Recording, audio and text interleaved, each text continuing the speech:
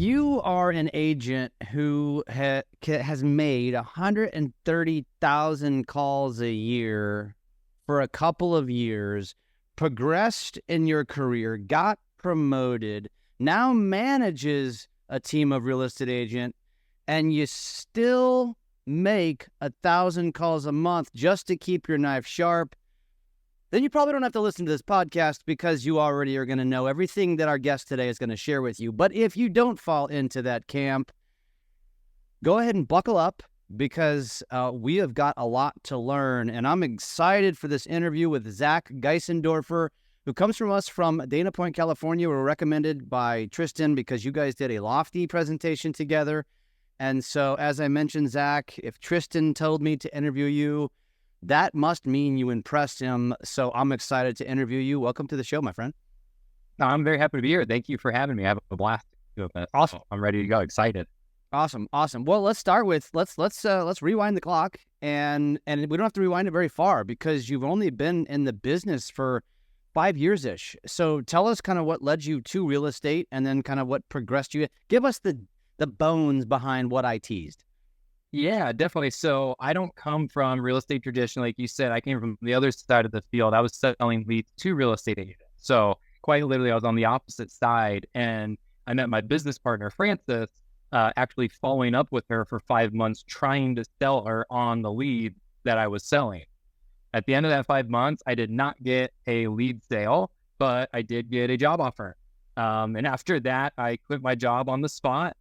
Started working for as an ISA, frontline sales, did about 130,000 calls a year for the first 2 years with her. That was where I really started to hone the craft of how to communicate with homeowners, with buyers, learn a conversion process because I had no prior experience talking with homeowners. It was just talking with agents.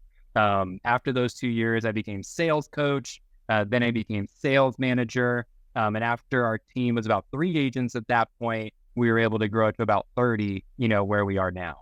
So it was a real fun road going from point A to point B, lots of calls. Yeah, that's awesome, man. And so I want to go back to the lead platform. What led you to that? How'd you get in the lead? Believe it or not, I've never worked. Yeah. So I saw a Indeed post one day, and it said, make as much money, as you can sell. Like, it was one of the kind of classic commission posts, and I've never done phone sales before. So I was like, I need to do this. I need to test it out, and just see how much money I can make, So I go to interview, fire alarm goes off 10 minutes into the interview of this big office building.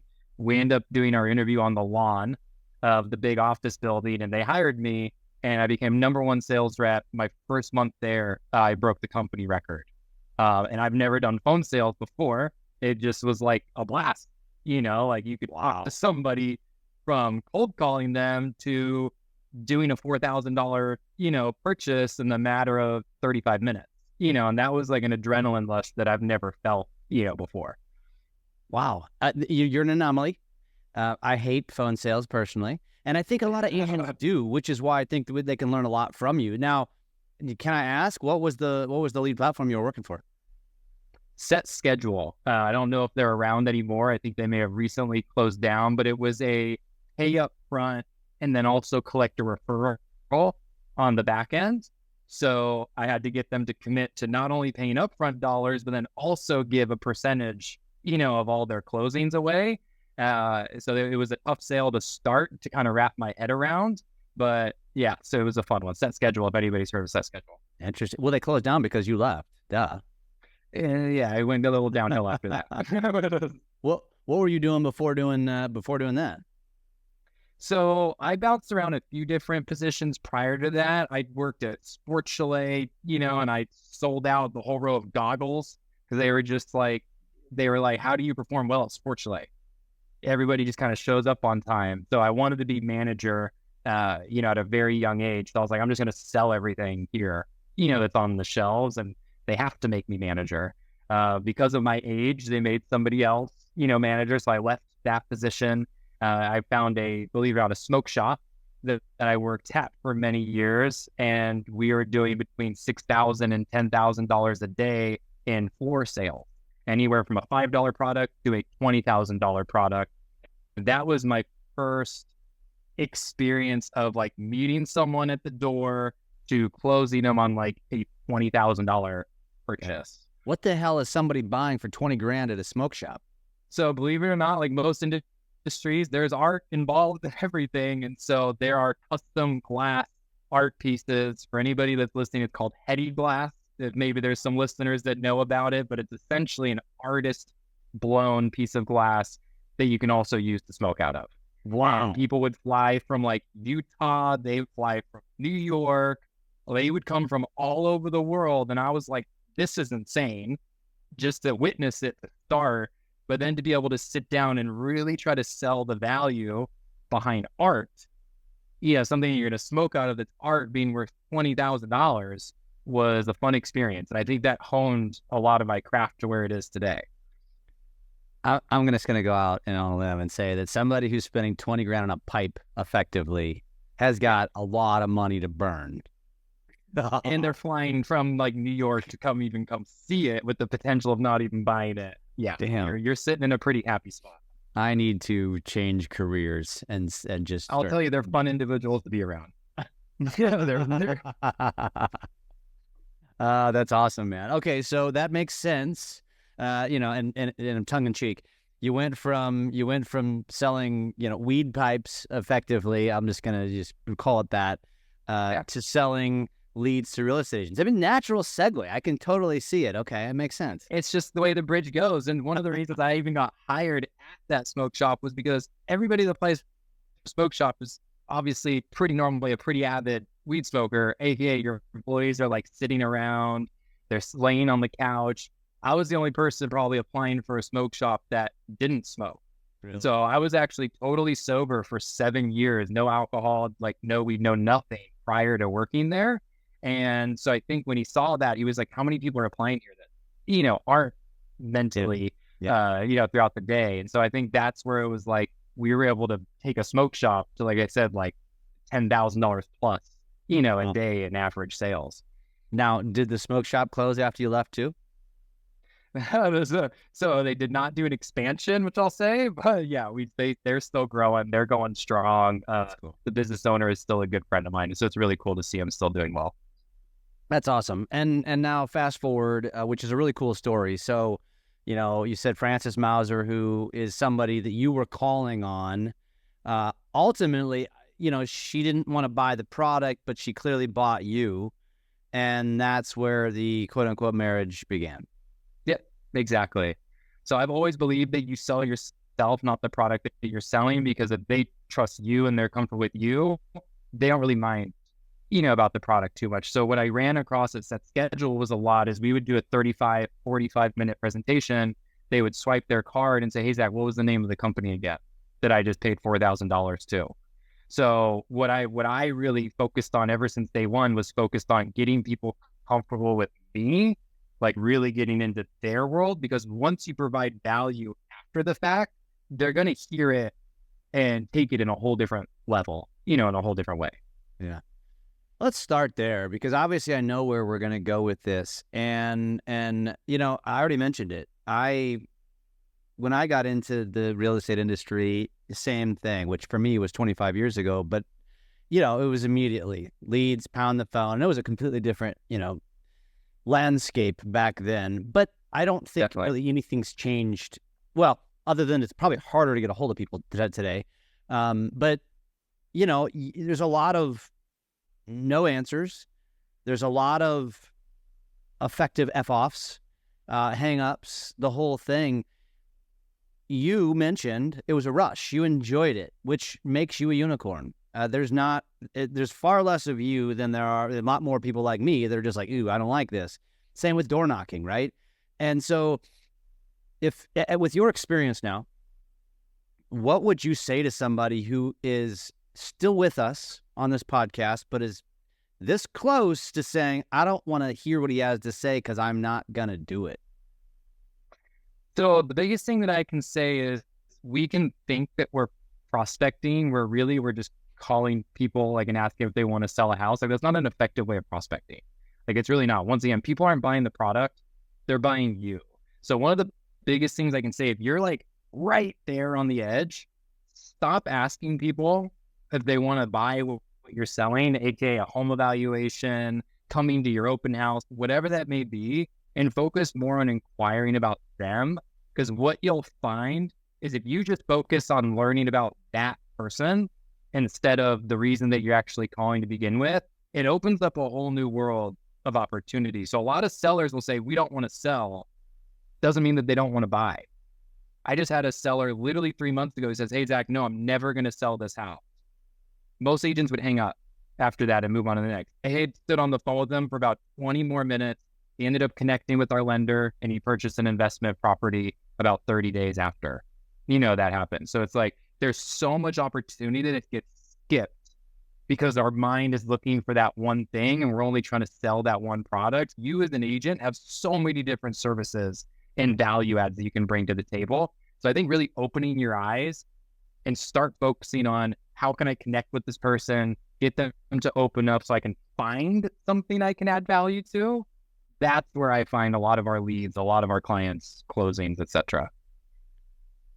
Is there a certain technique that you find works the best as it relates to this? And I'd like you to preface the answer first by explaining what type of a lead you're typically calling on. Is it like a Zillow type lead, relatively lower funnel, right? Versus Sure. a Facebook lead that's super high funnel, usually just a nosy type neighbor. What type of leads are you typically calling on?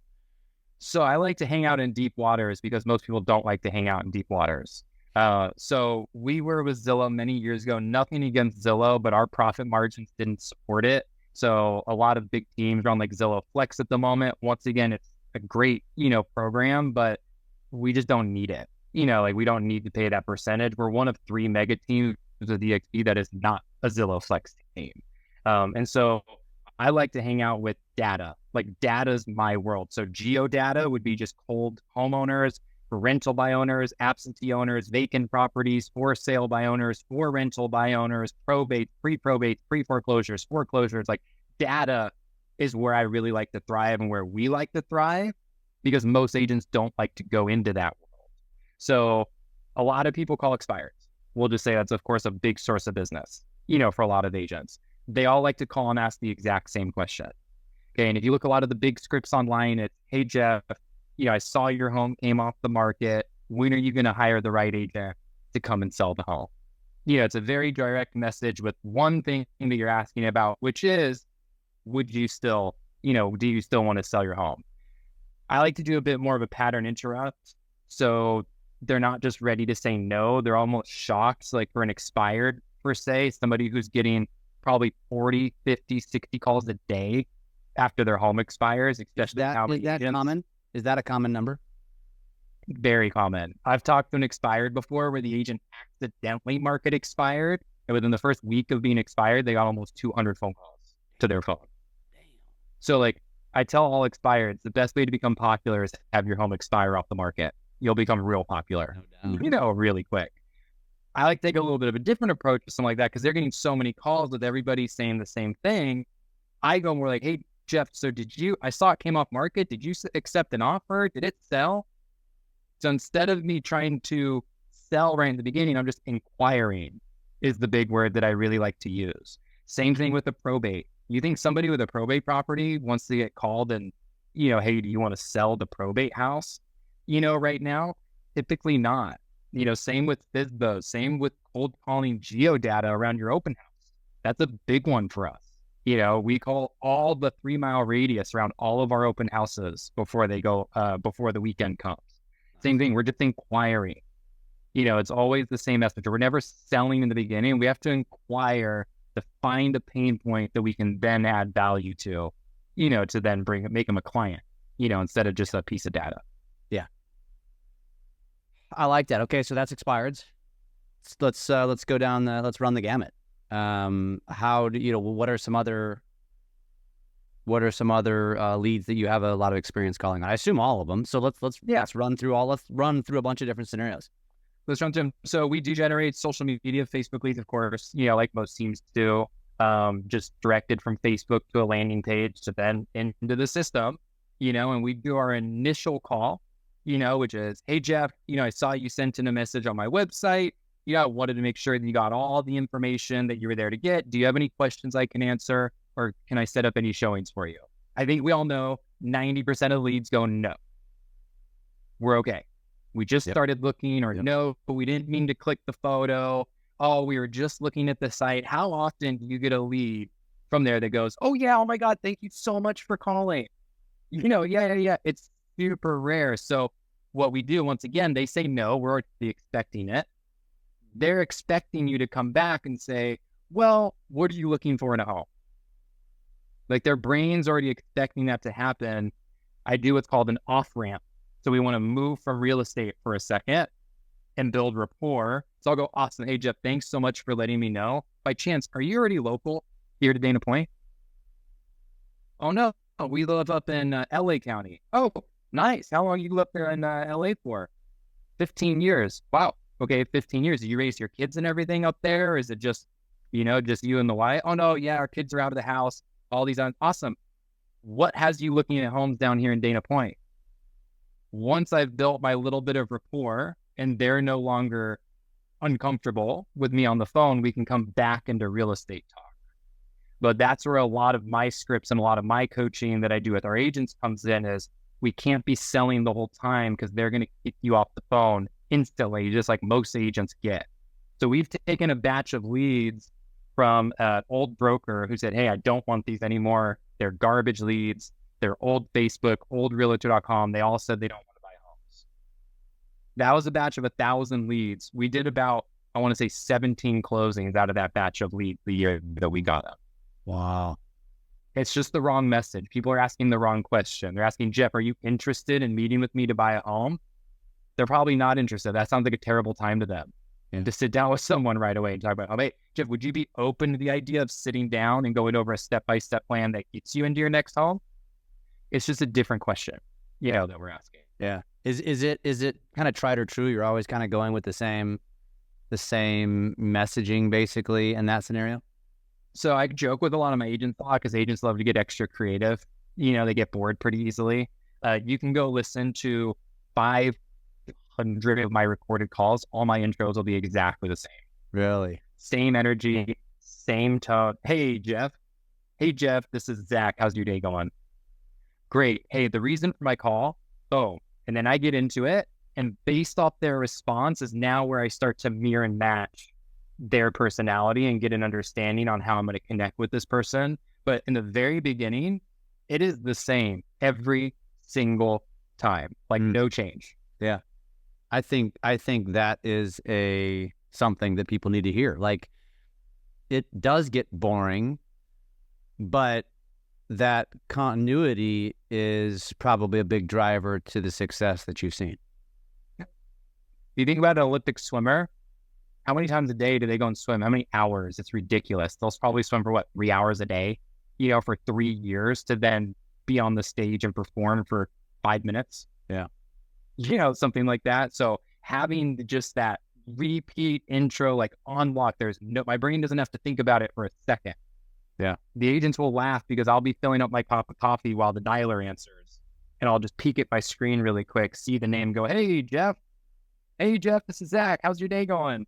Great. Hey, the reason for my call is my brain doesn't have to think about it because it's just so implemented in there that you could catch me in the car. You could catch me at the beach. You could catch me in the office. Like, it doesn't matter. I'm going to perform on that level because it's just been so implemented into my brain, over the last few years. Yeah. Yeah. I get it. Okay. So now let's stay on that same vein. Now, you give them your spiel, and my guess is you probably get some sort of a kind of annoyed response more often than an excited response. Oh, I'm so glad you called. I can't wait to share with you. And so let's go with the more common response, which I'm going to, correct me if I'm wrong, but I'm going to assume it's more of an annoyed response. What's kind of one of the most common responses or objections that now you then have to follow up overcome?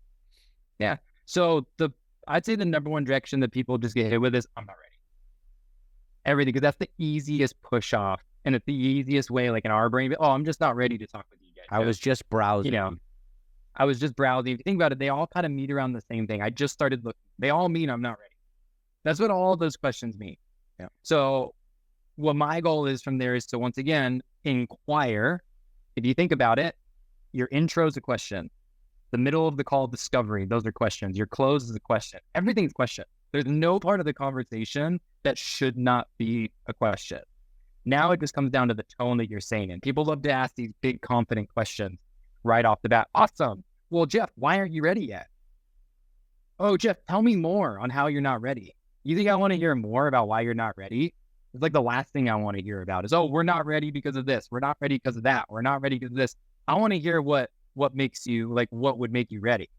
Like, let's get into the good zone here. Awesome. Hey, Jeff, I totally understand that you're saying you're not ready to purchase a home yet. I would like to get a better understanding of your goals and what you are looking for in a home. Can you just break that down for me? Because now what they're doing is picturing what the home is in their head. And instead of qualification questions, bedroom, bath, square footage, and jumping into qualification, we're in discovery. It's like you're almost kind of like guiding them into dream world. Yep. Which is a good place. Which is a good place for someone, right? Great place. Agents love to talk about the negative parts on the phone. So if somebody goes, I'm not interested. Awesome. Why aren't you interested? Like, for some reason, we like to talk about these negative things. The last thing I want to talk with you about is why you're not interested in buying a house with us. I don't want to hang out in that land. You're setting yourself up for failure. When people end the call with me, they answer the phone again because I've given them an enjoyable experience. That's one of the number one tips that I give people to keep people on the phone and to get them to answer the phone. Because I think we can all agree, like, we can talk with people on the initial conversation. Them answering the next call is a whole different story. Then we'd call them 5, 6, 7 times and they don't answer. Yeah. Okay, so if you give them an enjoyable time, I always make people laugh. Always. Stupid dad jokes, whatever it is. Like, do what you need to do to make that person smile on the other end of the phone, and they will answer the call the next time that you call. But if you're just qualifying them the whole time, oh, so did you speak to the lender? Okay, that's what we need to do first. Yeah. Agents love to qualify their time when they don't even have a client. Why are you qualifying your time when you don't even have a client to go show homes to? Yeah.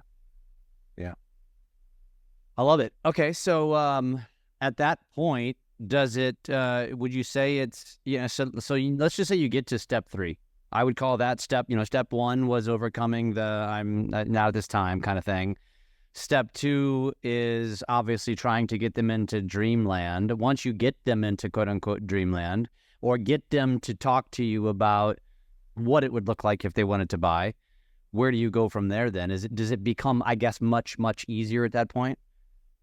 It's a 50-50. You can always get to the end of the appointment. And of course, I like to tell people I close in discovery. I don't close on the close because they're already so comfortable by the end of our middle of the conversation. But I'll ask for the appointment 3-4 times on a call sometimes before we get the appointment. If you're hanging up after your first ask of an appointment, you're just shooting yourself in the foot. Like, you're just giving up essentially, compensation checks and stuff like that. You need to be asking 3 to 4 times before that phone hangs up. So I'll start with the initial ask, just the initial ask of a commitment. And it always has to do with them, not us. There's no reason for them to do something for us at this point. So a lot of agents say, hey, let's do this, let me set you up on a home search. Let me connect you with the lender. And it's not, they've heard it 100 times. Like, that doesn't really sound exciting. That sounds terrible. Hey, let me connect you with my lender. You can talk to them about going through the qualification process. People hate going through qualification process. Yeah. That's never. So I go, hey, Jeff, because you said, okay, that this is your first time purchasing a home, what I think would be extremely beneficial is for us to sit down and go over a step-by-step plan on exactly how that looks. So if you have 10 to 15 minutes for me this week, I would like to sit down, create that plan for you, and at the end of the day, you can decide which direction fits you best. Sound good? Sounds good. Does Wednesday at 2 o'clock work for you better, or does Friday at 1 o'clock work better? So that sounds a lot better than let's meet at the office to look at homes on my computer so we can go see homes. Are you having them come to the office, or are you going to their house? So we shoot for the office first. If it's a buyer, if it's a seller, we'll always just try to get in the house. Yeah. And then we back up to a Zoom. So if they say no to the in-person, awesome. Well, hey, Jeff, I totally understand that you're saying you're about 6 months out, but 6 months goes quick.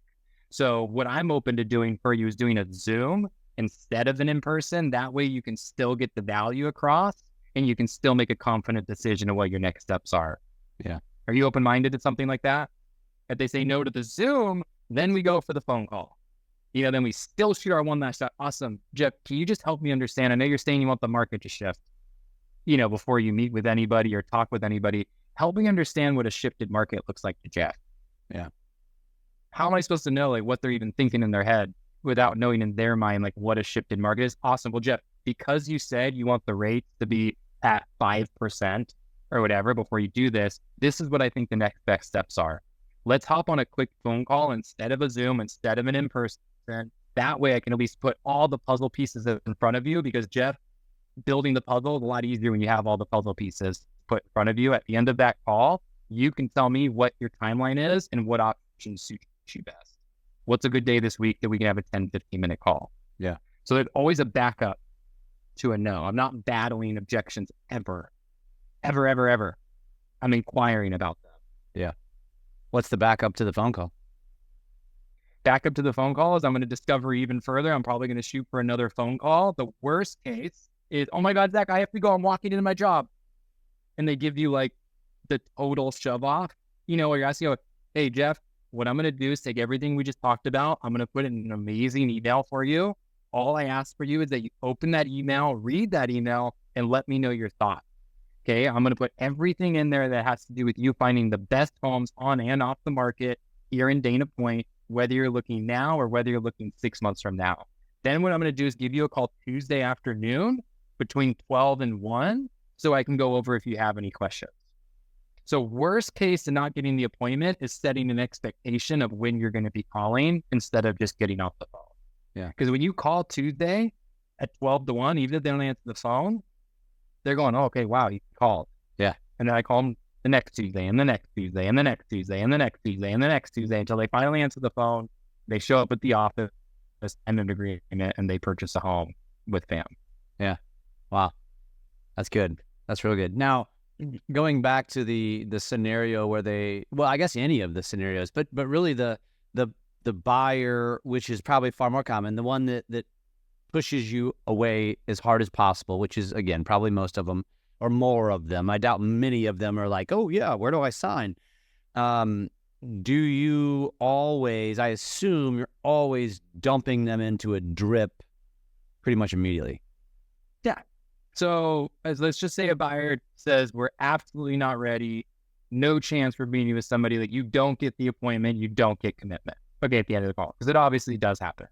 So 3 things are going to happen. Okay, after that point. 1, properties need to be going to the email because that's the first thing that they want. Why? You might as well give them what they want because you're asking for what you want. Okay, so they're going on a property alert instantly. Okay, right away. Then they're going to go on what we call our buyer email drip. Very simple, I know, fun language over here. And what it does is twice a week, it sends them a value prop. We call it a buyer benefit. So for example, we give our buyers 2 hours of free handyman anytime they purchase a home with us. There's no way for them to know that if you don't tell them that. So email goes out and then review follows. Email, review, or they're all emails, but benefit, review. So they're constantly seeing you win is what they're doing. And they're seeing how your clients are winning, in the market. And you'll see their open rate stays much higher when they get what they want, which is homes. And then the other email is strictly value. I'm not asking for anything in those emails. I never ask for anything over email because people just don't respond, very often. I like to get people on the phone, on text message, on video. That's where I like to ask for commitments. Yeah. Do you guys do anything with, and I always have to ask this because that's, this is my MO. It's the world I live in. And, my vision is always, and I love talking to guys like you because we operate very differently, but I also love it because it's always that validation that there's not one way to skin the cat and have success. There's a lot of different ways. However, as I always tell people, I'm like, this isn't your end all. You need to do this with those other things, right? And do you guys ever try to get them? And the reason why I love social is because I get them into my spider web, so to speak. So it's even if I start with a postcard or I start with a lead or I start with a phone call, my end goal, the short-term goal rather than putting them into a CRM, although that's of course also the goal, is to get them into one of my social pages, because now I got you like organically. I got you Totally. to where if I can get you to engage with my stuff, and usually it's like, it's an email with a QR code that sends them to a video that was the top 5 pizza joints in the community. Something that's actually, like you say, value-based. But if I get them to watch the video, then the algorithm says they like your stuff. Now every time they open up Instagram, my stuff's going to show up. You know what I mean? Yeah. Do you guys play in that sandbox at all? 100%. So this is the way I look at social media, because you're right. We're a very different playing field, but social media edifies. So when you do get off the phone, they trust you, already. So at that point, that's where we are doing a massive amount of retargeting. So we do a ton of retargeting, out of our database. Any buyer, anybody who has an email is getting retargeted, with our social media ads, driving them to our Instagram, our YouTube. Those are the 2 biggest ones for us, but we do a lot of Google that will also drive them there. But the goal is that the social media will edify us. So then when we do happen to call them and say, hey, this is Zach over at FAM, it doesn't sound like this they're like, oh, that sounds kind of familiar. Yeah. And you're already edified. So I have a few agents on my team that crush social. Like, it's the main leg to their business is social. It's definitely not my specialty, but I always just think prospecting, like cold prospecting, cold calling, door knocking, whatever it may be. I'm not a knocker, I'm a caller, but they're essentially the firewood that's building your fire. Then you need all these different legs to fuel your fire, like to pour gasoline on it. Social media would be the perfect example of dumping gasoline on top of your fire. Because if you can build a database of, so my first year calling, I built a database of around 12,000 sellers with valid emails, valid phone numbers. I was like, okay, what am I going to do? Call up 12,000 of these people every month? No chance. There is no way it's happening. So driving them to our YouTube, driving them to our social was a really good way to keep them engaged. So when I did call them, we could have a good conversation. I love it, man. I love it. Yeah. And I mean, for me, and what I've learned is that, and that's why I love having these conversations. And it comes from truly ignorance, because I've been so far away from that for so long. Because what I've found is that when I make that relationship, that parasocial relationship on social, it shifts. Like, there's zero selling. It's more like, oh my God, Jeff, I love your content. Man, I'm so glad you called. And then it becomes just a conversation about the area and, oh, bought that event coming up. And, oh, I saw that video. And then it's like, it's so natural to slide in and be like, by the way, and it's like, oh God, yes, let's talk. You know what Definitely. I mean? So like, different. My goal for an agent is never on our team. Like, it's never that they'd be making thousands of calls about like years into their business. Like, that is the last thing that you want. They'll burn out. Like, you will. Like, I never want someone to have to cold prospect forever. So we use a lot of tech, to help build their pipeline, because your lifeline is in your pipeline. So really, all prospecting is doing is building up your pipeline. So I love social. My big thing is like, I can't sit and wait, like for DMs and stuff. So I have agents that send it out DMs and they prospect through it and they crush it. They do really good with that. I'm like, Instagram's going to ping me for sending 1,000 DMs a day. Yeah. Like, they're going to be like, hey, what are you doing? So on a call, I can, do as many as I want. I can do as many text messages as I want, voicemail drop. Like, I can do as many of those as I want, to where like we've had an agent come on and sign like 7 agreements, in the matter of 4 months, because they were like, cool, I know my math. This is how many conversations I need to have to set this many appointments, to sign this many agreements, to close this many deals. And they can do it through social. They can do it through calling. They can do it through door knocking. Like, as long as the conversations are there, like, that's what everybody forgets. They see all these videos online on Instagram's the best, Facebook's are the best, calling's the best. And they bounce around to all these different things where like, they're all conversations. That's all it comes down to. Whether it's social media, you have to have a conversation with somebody. If it's cold calling, you have to have a conversation. Like, that's what it all comes down to. So you should find, is what I would suggest people, find where like you're good at having conversation. Because if you're posting 100 times on social media, but you're not like DMing people, you're not commenting, you're not having conversations with people, I don't know how well it's doing you. You're hoping and praying. You're hoping and praying at that point. Yep. All comes down to conversations. That's like, everybody forgets that one metric will run your entire business. 100%. And the one thing I will shift off this, but the other thing I will say too, is so many people make social about posting. No, that should be number 2 on the list. Number 1 is outreach. No different than what you're doing. But it is prospecting. Yep. It's searching terms, finding people to connect with, making sure, you know what, one thing agents don't do, which drives me bonkers en masse, is like they all have a database, a sphere of influence, past customers, friends and family, church, previous career, and they all put them into a CRM.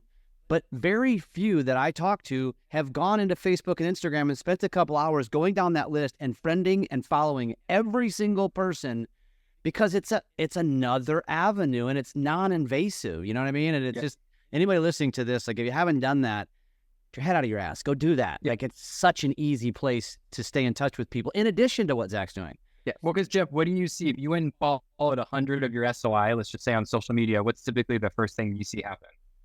I mean, honestly, you're probably, I don't even know what the percentages are, but, and you know, because a lot of them are just going to ignore it. Yeah. But, you know, maybe 30 to 50% will if it's true SOI, they know you, and you don't have some goofy name, they'll probably follow you back. They might even go stalk you a little bit. You know what I mean?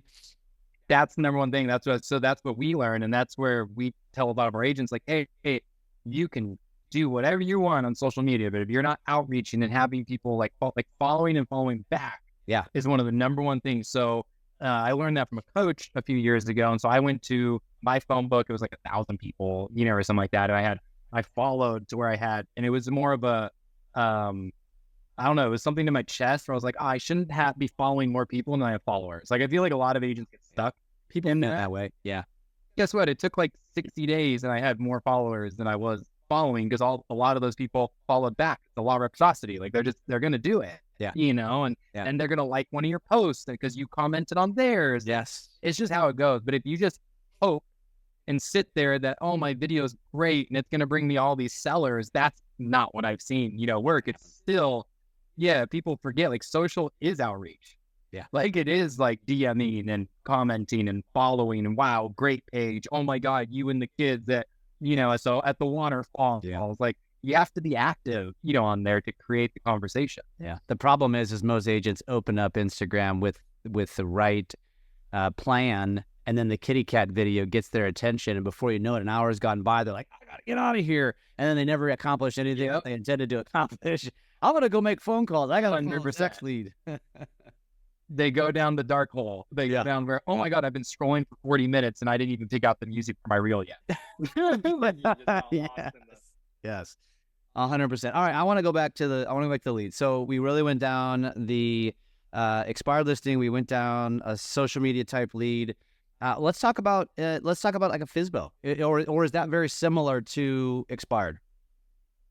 Very, very similar to an expired. So obviously we don't do like on a FSBO. They're probably one of the least that we do, just because I love that they're motivated sellers. Don't get me wrong. Everybody has their own, like I said, they have specialties. And I know some people that literally do multiple listings a month with FSBOs. My experience is they have some sort of vendetta, you know, already typically like against an agent of some sort. So that's typically, I'm just right. Hey, you know, Jeff, my name's Zach. I get right off the bat, I'm not calling you to sell your home. I am hyper local. I do a lot of business in the area, so I like to keep a pulse on what's going on here, because we do list a lot of homes, which means we bring a lot of buyers. So I'd love to have your property as the backup opportunity to one of our listings in case we have a buyer that matches it. Can you just give me a little bit of a breakdown of the highlights of the home, anything I should know about the property? Like they've said they want to sell on their own first. So why am I going to battle that within 10 seconds of knowing each other is the way I kind of think about it. Why would they listen to me? They don't even know who I am. I'm a stranger on the phone. Yeah. Yeah. So I like to inquire. Awesome. Hey, totally get it. So you did add in the spa. I kind of see that in the photos here. Okay. What else have you really done? Like, what should I tell my buyers? Fill my tool belt for me is the way I really like to. So I'm like, hey, help me line my tool belt. So when I do go to talk to a buyer, I actually know how to sell your home to them. Because right now I'm just looking at some photos on Zillow with a bedroom and a bath and a square foot. That makes it harder for me to sell your home. Yeah. Then once we get comfortable together and I can make a few jokes and, you know, we can start to let loose, then I'll say, like, hey, yeah, I mean, I think we can both agree this is a really amazing home. Why do you even have it up in the first place? Like, what's going on here?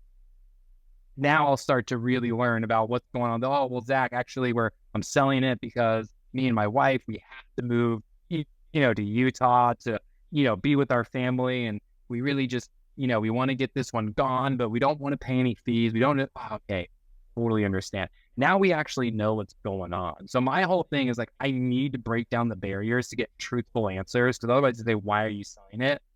And they'll just say, oh, well, because we're moving. Yeah.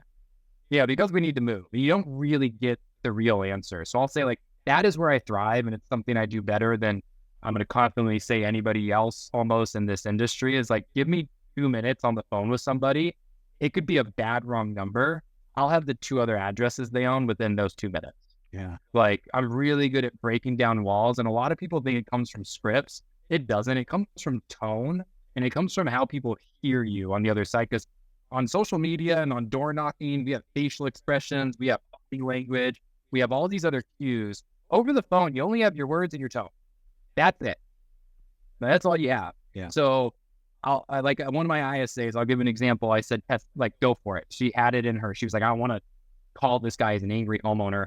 Like we're going to do it. She hit me with everything under the book. And every time I answered it, she, and was pissed that it didn't get me to the point where she ran out of things to throw at me where she had to say yes, at the end of it. It's because all I'm ever doing is inquiring. Like I'm never battling. I'm always just trying to break down walls, get you comfortable.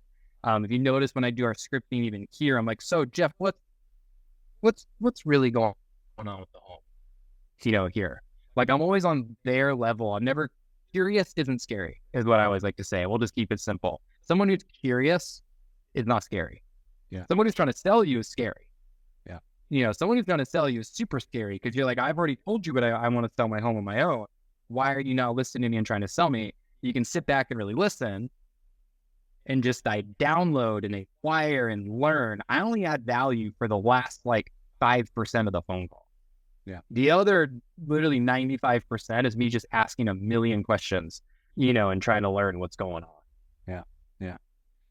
I love it. And so when you do that with a FSBO, is it typically leaning in with the buyer approach, or have you ever tried an approach like I was just thinking, I interviewed a guy who crushes it with postcards, and one of his MOs is he always calls every listing when it goes under contract to pick the brain of the listing agent just because he wants to get the scope.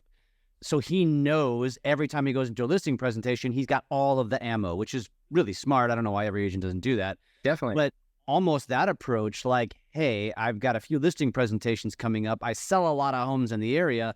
So I always want to know get the pulse of what might be selling. So can you tell me more about your home? Like almost like non-invasive, like I'm not trying to sell you anything. Just give me the deets so I know what I can then go to my sellers with to say they can sell their house for. Do you think that approach would be just as effective or less? I do think it would be, mainly because once again, he's inquiring. That's all he's doing. He has another form of inquiring instead of selling, them what's going on, which lowers their barriers. So, okay, yeah, sure. Well, yeah, we haven't, we did this many showing, this thing, we have 2, whatever it is that they're telling them, they don't feel like they're like being qualified, they're just answering a question, that somebody was curious about. So one thing I am very careful of, agents love to call and say, I have a buyer when they don't. And it is like the number one way to shoot yourself in the foot. Sellers are so ready for that. I have a buyer. That's why I make it very clear. Hey, I don't have one knocking at my back door, to make an offer on your home. I do want to have my tool belt lined for when that does happen, because what I do is I put deals together. Yeah. Okay. Like that's what I do. So I want to make sure I'm prepped. So I really like his approach because it's a version of inquiring instead of like, that's exactly, it's the number one approach I can tell anybody listening to this. Like, do not call and say you have a buyer if you don't have a buyer. Yeah. Don't just call FSBOs. Hey, I have a buyer that really wants to see your house, and so I'd love to do this. And that you show up with no buyer, and they couldn't make it today. Can I still come to the house? Like, it's just very unauthentic. They feel duped, which is you're not getting any business.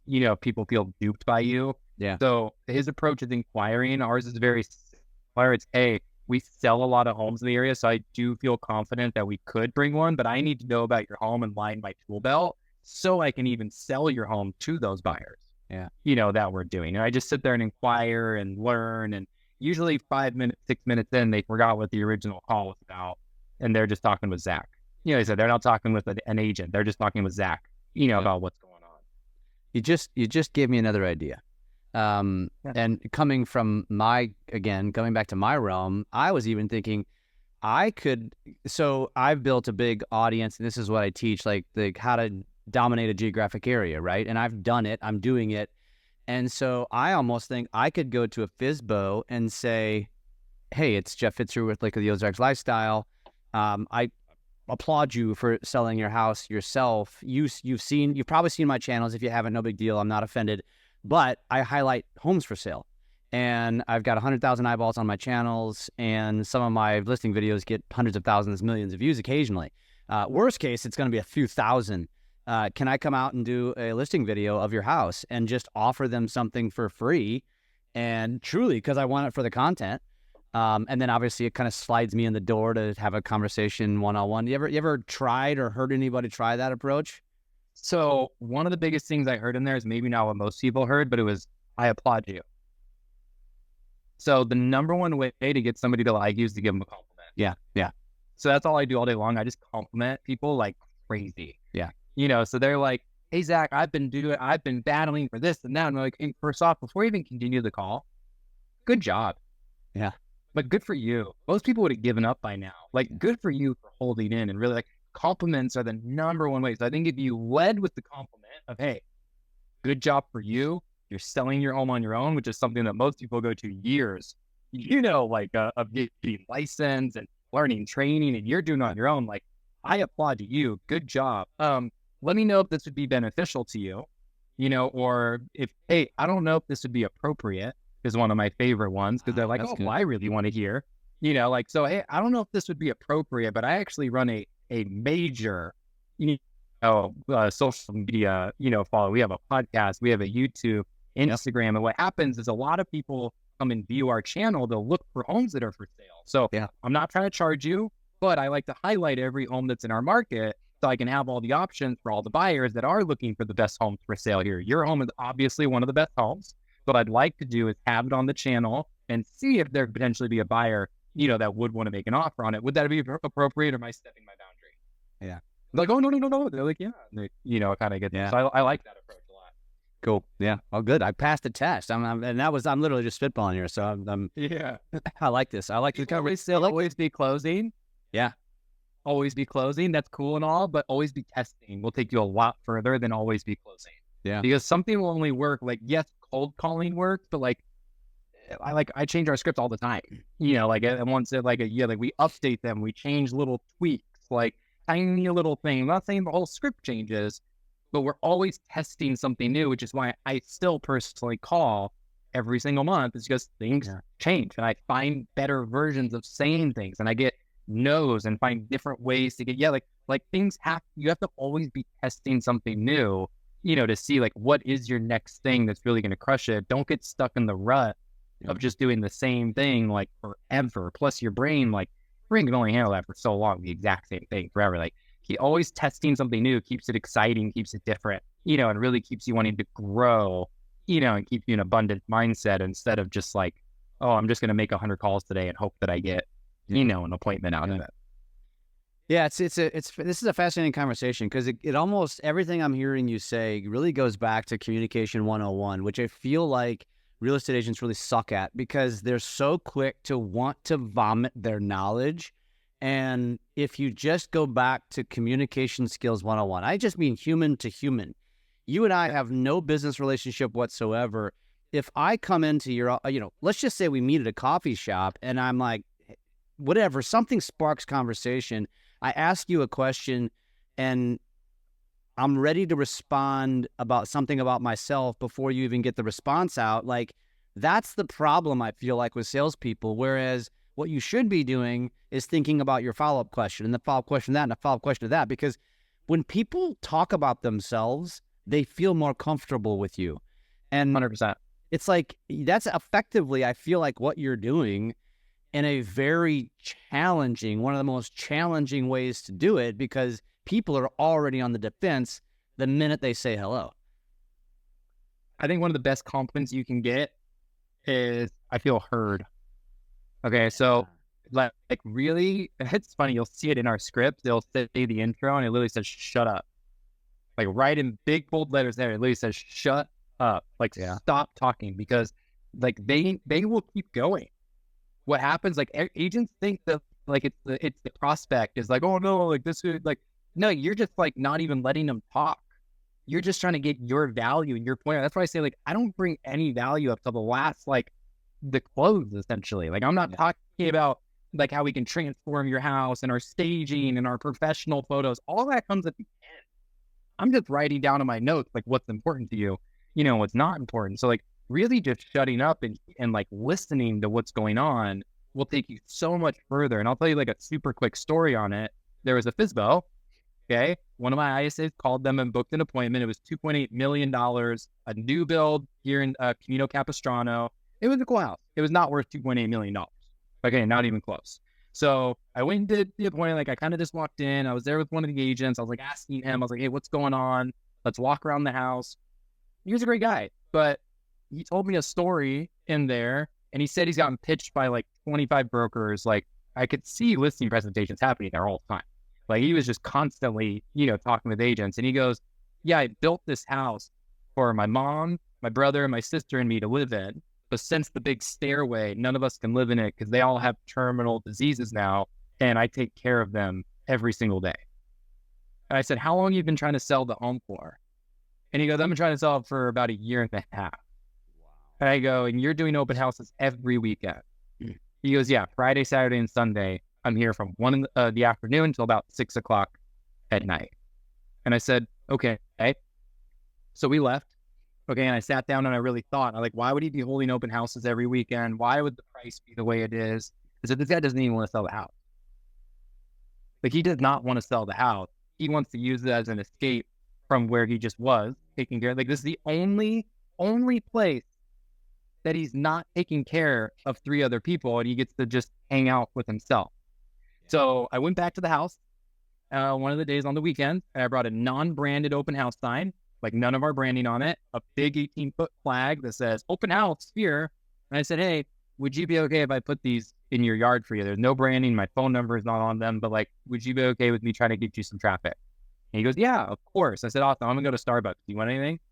Kind of expecting him to say no, to be super honest with you. And he said yes. And I was like, oh, okay. I was like, okay. And he goes, I really love the peach iced teas. I started bringing that man peach iced teas, an unbranded open house sign, an unbranded flag every single Friday, Saturday, and Sunday for about a month. He would call me every Sunday night and give me all the leads that came into this open house that weekend. That's fucking brilliant. I would show up to his house Friday morning, and another broker would be in there giving him a listing presentation. He'd say, give me a second. Go over and talk to me. Take the flag. I'd give him his $3 peach iced tea. Talk about cost per lead being nice and low. $3 for like 6 feeds that are worth about $1.8 million, $2 million in price point. And all I did was listen to what he was saying, where all the other brokers were, I have the best listing and professional photos. He doesn't even want the house to sell. Yeah. He doesn't even want to sell it. Yeah. And it's still up. Yeah. It's still a FSBO there down to this day. It's been like a year and a half again, and it's still there. I stopped bringing peach iced teas. I can only do it for so long. But, like it was like, you really just don't want to sell. You should pop in every once in a while. You ever pop in just every once in a while? Yeah. I do. Yeah. Look, I have an agent that lives down the street from them now too, that we have on our team. And so she'll kind of like drive by and just, see what's going on. And another agent did list it at one point for like 3 weeks, and then it was no longer listed with them, and it went right back to FSBO. It's $1 million like too high. We won't take a listing like that. It's not doing us good. It's not doing the seller good. Like there's no point for anybody to take, that listing. So he did ask us at one point if we wanted to put it up at that price. And I said, I'm sorry, like, no, it's just, I wouldn't be serving you, by our team putting it up $1 million high, but I am happy to support you any other way, possible. Did you, but that's like, have you never gotten to that conversation with them? Like, dude, it ain't going to sell for that price, or are you just kind of leaving that alone? I did. Yeah. He goes, I don't understand why an agent won't sell it for that price and keep the whole commission. It's one of those, deals. I go, hey man, like you just have to look at the comps. And I show him and I go, hey, the same price as yours as a full ocean view. Okay. It doesn't feel like a new build. You know how new builds can kind of feel like, man, when they weren't done the best, sometimes a great house, don't get me wrong, but it's like thin walls, metal roof. It's just not the same quality of build, as the other houses that are there. So I've showed him, and he goes, their house sucks. Their house is terrible. This is that, because he designed it himself. He just, of course, he thinks it's, it's the best of the best. There's power lines going right across the, above the house. Like it's a, once again, amazing area. I love it, but it's not a $2.8 million house. Yeah. Well, I think the moral of that story is how you thought outside the box. And actually, I was going to ask you before you told the story, I was going to give me the craziest story. I think that qualifies, maybe not crazy as much as it is just validating, make the right word, or a great lesson.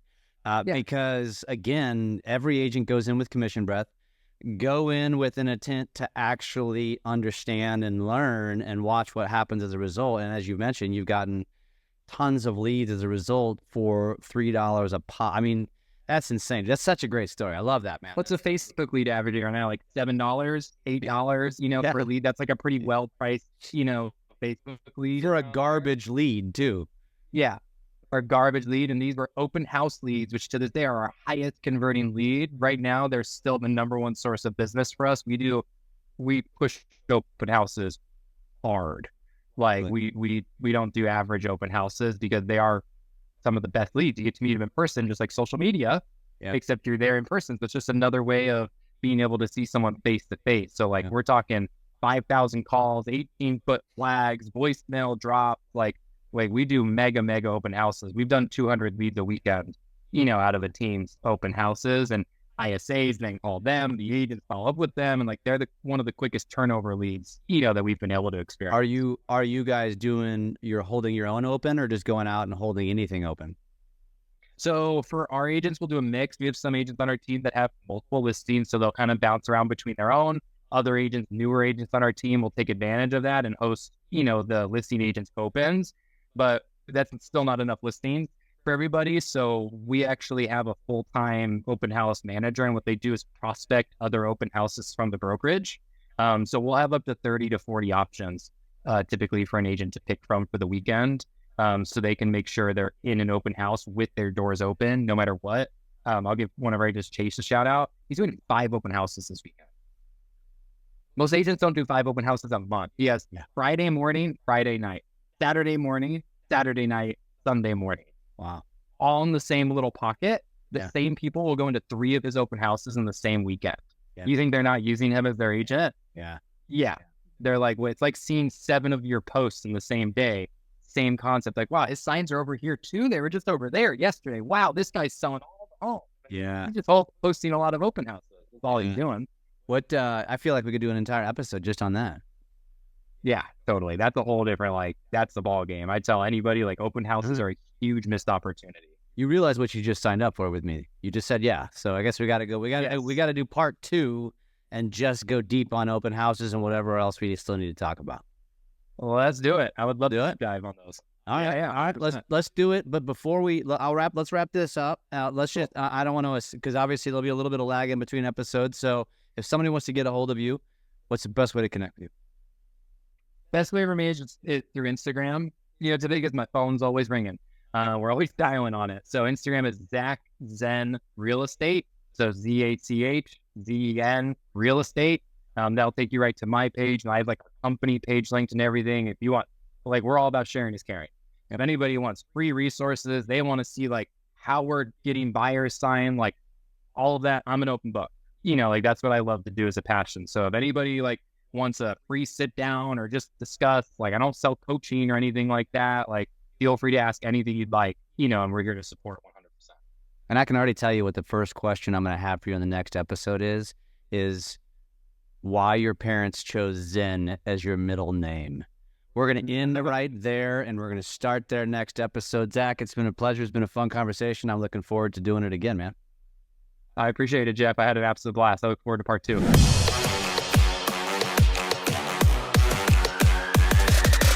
Lab Coat Agents Podcast.